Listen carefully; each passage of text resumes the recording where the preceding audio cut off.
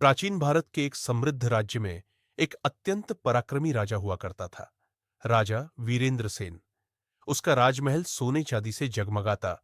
चारों तरफ हरियाली, सैनिकों की भरमार, हाथियों घोड़ों की गर्जना। उसके जीवन में वैभव और विलास ही विलास था। राजा का बस एक ही काम, दरबार लगाना, सैनिकों की देखभाल और प्रजा की रक्षा। और हां, भव्य भोज के बिना तो राजा का दिन पूरा ही नहीं होता था। सुबह शहद और बादाम का दूध, दोपहर को 56 भोग, रात में अंगूर व मीठे पेय, एक एक निवाले में शाही जायका। यही थी उसकी दिनचर्या। गांव का एक साधारण इंसान, गंगू तेली, राजधानी से बहुत दूर एक छोटे से गांव में रहता था। गंगू तेली, तेली यानी तेल निकालने वाला। उसका जीवन पूरी तरह विपरीत। कपड़े पर पैबंद, घर मिट्टी का भोजन, बस जौ चूरी और प्याज, आमदनी इतनी कम कि रोज का खर्च ही मुश्किल से चलता।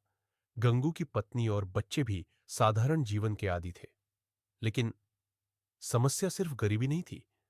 गंगू के मन में एक अजीब सा अहंकार था।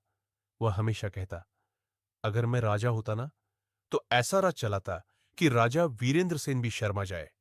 गांव वाले हंसते और कहते, अरे भाई, कहां राजा भोग और कहां तू गंगू तेली।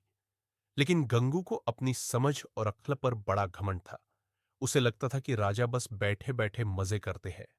राजा होना तो उसके मुताबिक सबसे आसान काम था। एक दिन किस्मत ने खेल खेला। एक रात गांव में राजा का पड़ाव पड़ा। राजा आम वेश में गुप्त रूप से प्रजा का हाल जानना चाहता था। बातों बातों में राजा की मुलाकात गंगू से हो गई। और गंगू ने वही अपनी आदत, राजा की नीतियों की बुराई, उसकी फिजूल खर्ची का मजाक और यह दावा कि वह अगर राजा होता तो सब कुछ बेहतर कर देता। राजा मुस्कुराया। उसने सोचा, चलो इसे मौका दिया जाए। अगले दिन गंगू बना राजा। सुबह होते ही महाराज ने घोषणा कर दी, आज का राजपाट गंगू तेली संभालेगा। इसकी हर आज्ञा का पालन किया जाएगा। गंगू पहले तो हक्का बक्का रह गया, फिर गर्व से सीना चौड़ा हो गया। दरबार सजा, मणियों का मुकुट उसके सिर पर। राजसी आसन पर बैठा गंगू बहुत खुश था। असली परीक्षा शुरू। अब उसे फैसले लेने थे। भारी भरकम दरबारी विषय। पहला मसला आया, सीमा पर दुश्मन हमला करने वाले हैं, सेना को कहां तैनात किया जाए। गंगू चकरा गया। उसे कुछ समझ नहीं आया। दूसरा मसला, अनाज की कमी, प्रजा परेशान, भंडार से कितना अनाज खोले। गंगू फिर फंस गया। इधर प्रजा चीखे, उधर मंत्री आदेश मांगते। उसने जैसे तैसे हाथ हिलाकर फैसले किए, पर परिणाम, सैनिक गलत जगह चले गए।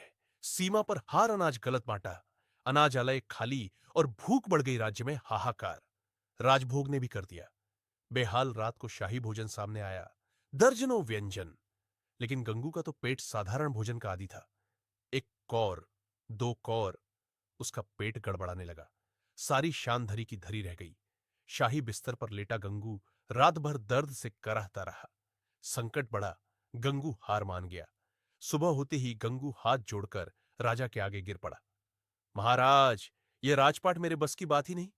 मैंने अपनी औकात से ज्यादा सपना देखा। मुझे क्षमा कीजिए। मेरा स्थान वही है, मेरे तेल के कोल्हू के पास। राजा मुस्कुराया। देखा गंगू, हर व्यक्ति की भूमिका अलग होती है।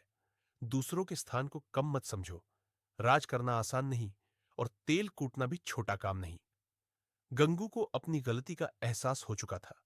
वह सिर झुकाकर अपने गांव लौट गया। उस दिन से उसने कभी राजा और उसके कार्यों का मजाक नहीं उड़ाया। और तभी से कहावत चली, कहां राजा भोग, कहां गंगू तेली।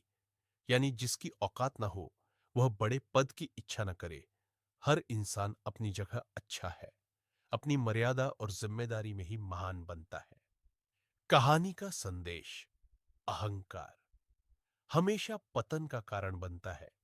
ऊंचे पद को पाने से पहले उसकी जिम्मेदारी समझो। किसी भी काम को छोटा मत समझो। दुनिया में हर इंसान का महत्व